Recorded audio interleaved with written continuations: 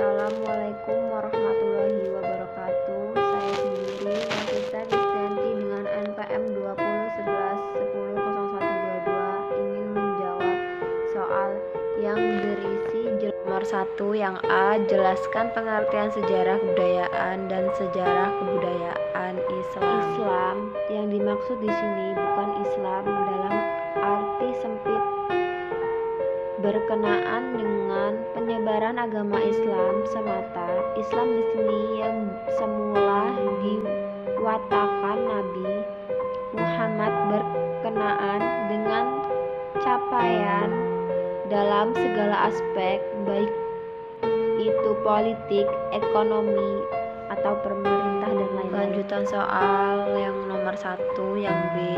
Jelaskan pentingnya mempelajari sejarah kebudayaan Islam di MI. Sejarah kebudayaan Islam atau SKI adalah salah satu mata pelajaran yang diajarkan oleh madrasah. Mata pelajaran sejarah kebudayaan Islam atau SKI merupakan salah satu pembelajaran penting sebagai upaya untuk membentuk watak dan kepribadian umat. Sejarah kebudayaan Islam atau SKI adalah sekumpulan kejadian atau peristiwa penting dari tokoh muslim masa lampau. Dengan mempelajari sejarah kebudayaan Islam atau SKI, peserta didik dapat memperoleh pelajaran yang berharga dari perjalanan dari seperang tokoh atau generasi zaman dahulu. Peserta didik juga dapat meneladani sifat-sifat yang baik dari para tokoh-tokoh Islam terdahulu. Sejarah kebudayaan Islam atau SKI di Madrasah Ibtidaiyah bertujuan mencetak anak dididik agar memiliki kemampuan-kemampuan diantaranya yakni yang pertama, 1. Membangun kesadaran peserta didik tentang pentingnya mempelajari landasan ajaran yang berisi nilai-nilai atau norma-norma yang telah dibangun oleh Rasulullah SAW dalam rangka mengembangkan kebudayaan dan peradaban Islam. Yang kedua itu ada membangun kesadaran peserta didik tentang pentingnya waktu dan tepat yang merupakan sebuah proses dari masa lampau, masa kini atau masa depan. Sedangkan yang ketiga ada melatih daya kritis peserta didik untuk memahami fakta sejarah secara benar atau didasarkan untuk pendekatan ilmiah. Dari tujuan di atas sudah jelas sekali bahwa peran pembelajaran sejarah budaya Islam atau SKI dalam pembentukan karakter sejak dini sangatlah berpengaruh pada peserta didik Madrasah Ibtidaiyah. Bila tujuan-tujuan di atas telah dilaksanakan dengan baik dalam semua madrasah, maka pendidikan bisa dikatakan sukses dan mengajarkan sejarah budaya Islam atau SKI. Soal yang nomor 2 adalah ceritakan secara runtun keadaan bangsa Arab pra-Islam, dakwah Nabi berperiode Makkah. Berbicara mengenai dakwah Nabi Muhammad SAW dikenal sangat piawai dalam hal ini karena hanya dalam waktu relatif singkat kurang lebih 23 tahun beliau berhasil menanamkan nilai-nilai ketuhanan dan moral Islam pada umatnya yang sangat sudah jauh dari Tuhannya. Beliau telah berhasil melaksanakan misi-misi dakwah dengan sempurna dengan perjuangan, ketabahan dan semangat keras. Beliau melaksanakan amanah yang diberikan Allah SWT. Adapun proses dakwah yang dilakukan Nabi Shallallahu Alaihi Wasallam dapat dibagi menjadi 2 periode atau periode Mekah dan Madinah.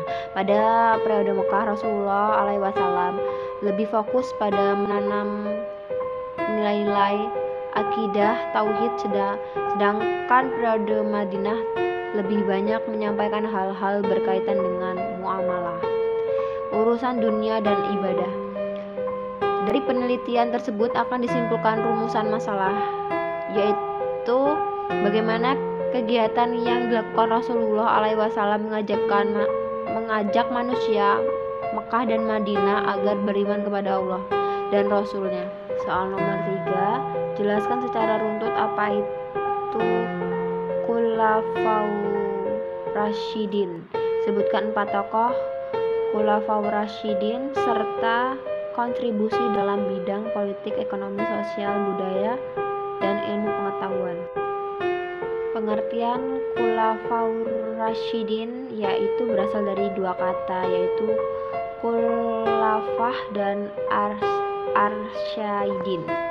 Khulafah adalah bentuk jamak dari khalifah dan artinya pengganti, pemimpin atau penguasa yang ditingkat setelah Nabi Muhammad untuk melanjutkan tugas beliau sebagai pemimpin agama dan kepala pemerintah, tetapi bukan sebagai nabi atau rasul.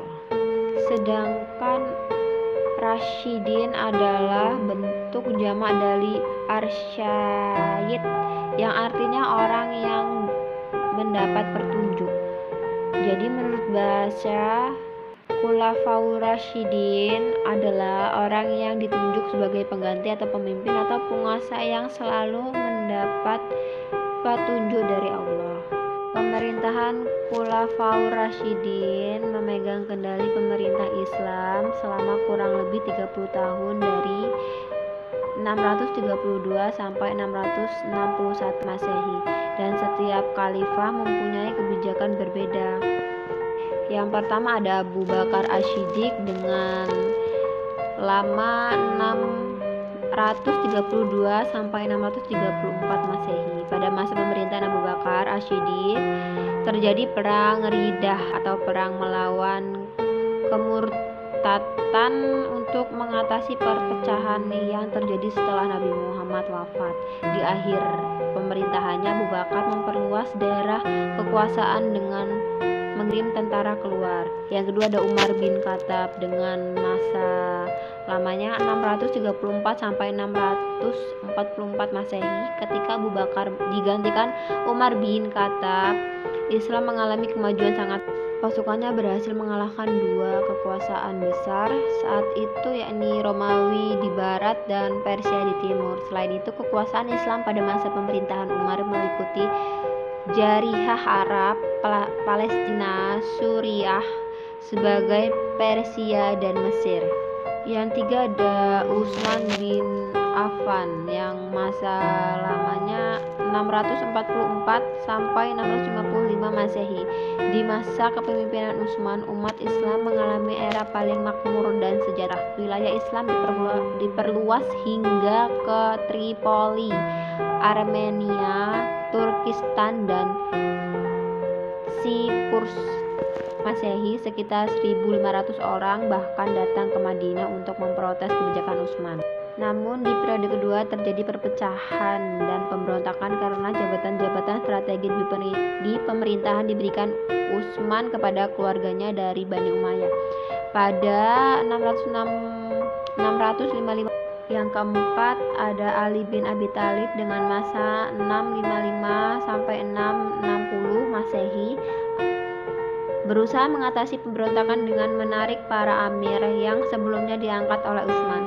Ia juga mengambil alih tanah yang dihadiahkan Utsman kepada penduduk dengan menyerahkan hasil pendapatan kepada negara.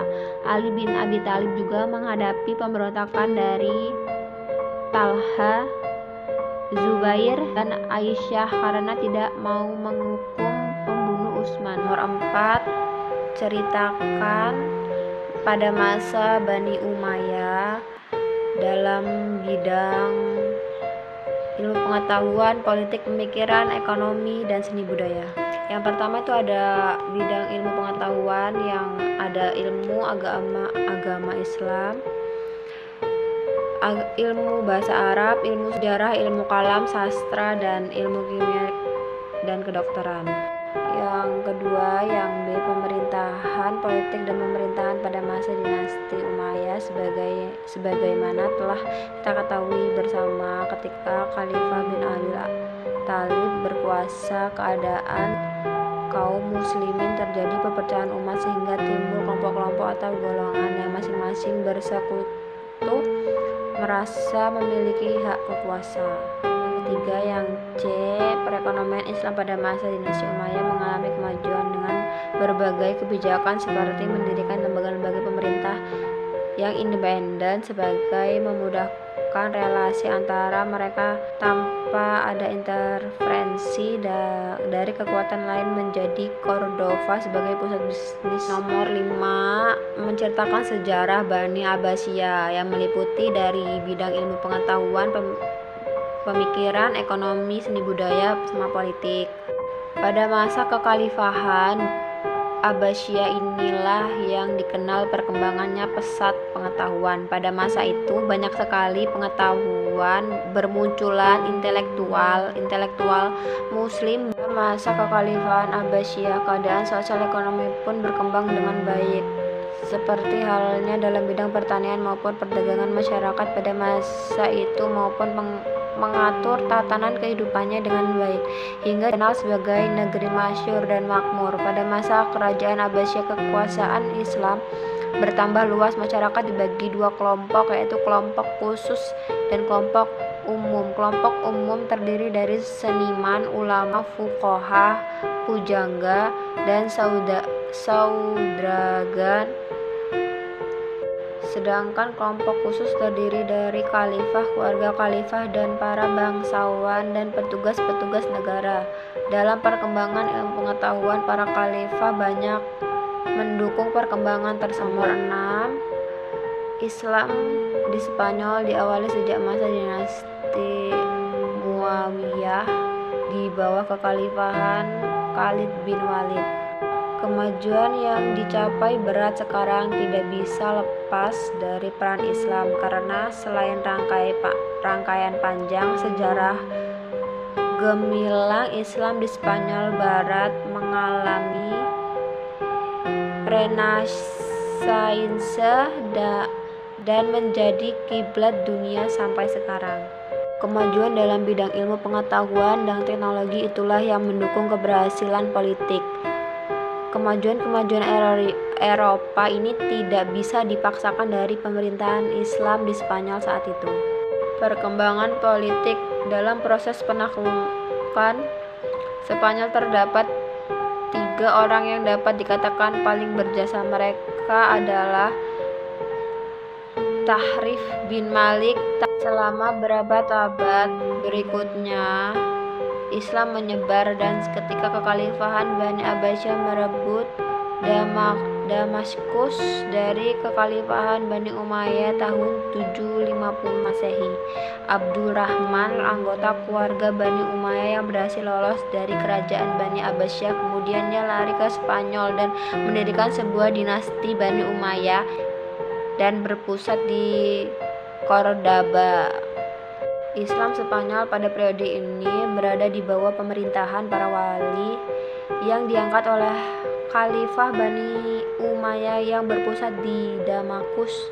Pada periode ini stabilitas politik negeri Spanyol belum tercapai secara sempurna karena masih ada gangguan-gangguan yang datang dari luar maupun dalam. Gangguan dari dalam itu berupa perselisihan antara elit penguasaan, terutama akibat perbedaan etnis dan golongan utama dari Barbar asal Afrika Utara dan Arab.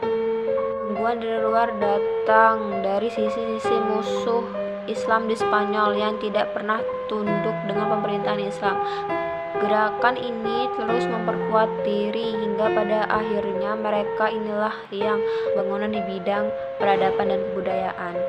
Terima kasih. Mampu mengusir Islam dari bumi Spanyol karena seringnya terjadi konflik baik internal maupun eksternal. Maka dalam periode ini Spanyol belum mulai kegiatan